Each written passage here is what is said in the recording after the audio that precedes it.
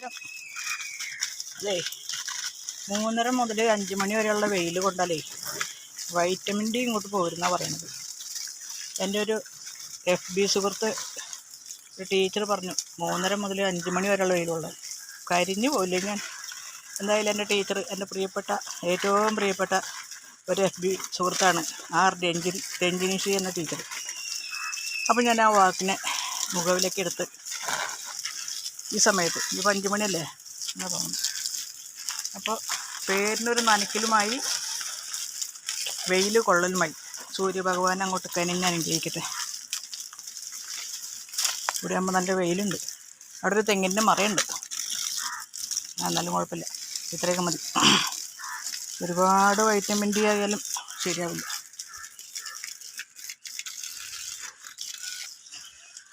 നേരത്തെ ഇത്തിരി ക്ലാരിറ്റി കുറവായിരുന്നു.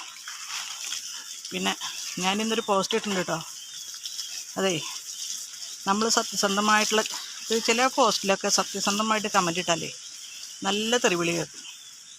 ഇന്നിപ്പോൾ ഞാനൊരു കമൻ്റ് ഇട്ടു. അതായത് എൻ്റെ പെണ്ണിനെ ഞാൻ നോക്കും, എനിക്കുള്ള ചങ്കുറ്റമുണ്ടെന്നുള്ളൊരു വീഡിയോ കണ്ടിട്ടില്ലേ?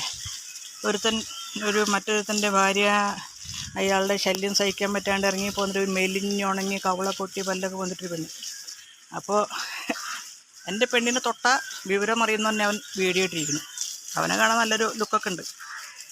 അപ്പോൾ ഒരാൾ കമൻ്റ് ഇട്ടു, ഇത്രയ്ക്കും ദാരിദ്ര്യമോ എന്ന്. എൻ്റെ കഷ്ടകാലത്ത് ഞാനൊരു കമൻ്റ് ഇട്ടു. അപ്പോൾ ഒരുത്തിൻ്റെ എന്നെ കയറി കമൻ്റ് ഇട്ടിരിക്കുന്നു, എല്ലാം തികഞ്ഞു വളർന്നു. ഞാൻ പറയട്ടെ,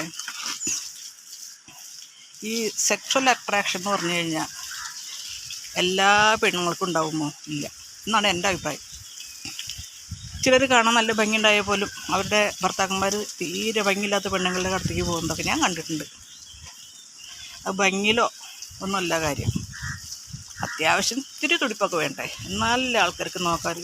അയാൾക്ക് അവളോട് തോന്നിയ ഒരു സിമ്പതി, ശരിക്കും പറഞ്ഞാൽ സിമ്പതി മൂലം ഉണ്ടായിരിക്കുന്ന ഒരു ലവാണ്, കെയറാണത്. പക്ഷേ ചില വീഡിയോകൾ കാണുമ്പോൾ നമുക്ക് അറിയാമല്ലോ ഓരോരുത്തരുടെ മനസ്സൊക്കെ എങ്ങനെയാണെന്നൊന്നും നമുക്ക് നിർവചിക്കാൻ പറ്റില്ല കേട്ടോ. ഭയങ്കര വൈകല്യമുള്ളവരൊക്കെ ആൾക്കാർ കല്യാണം കഴിക്കുന്നില്ലേ, ഭയങ്കര സ്നേഹമായിട്ട് ജീവിക്കുന്നില്ലേ. പിന്നെ എത്ര കോടി മനുഷ്യരുണ്ടോ അത്രയും വ്യത്യസ്തമായിരിക്കും ഓരോരുത്തരുടെയും കാഴ്ചപ്പാട് അല്ലേ.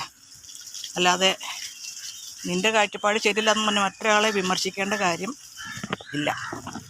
ഞാൻ എൻ്റെ കാഴ്ചപ്പാട് പറഞ്ഞു.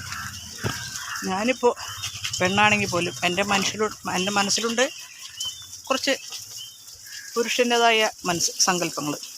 നമ്മളെല്ലാവരും പൂർണ്ണമായിട്ടും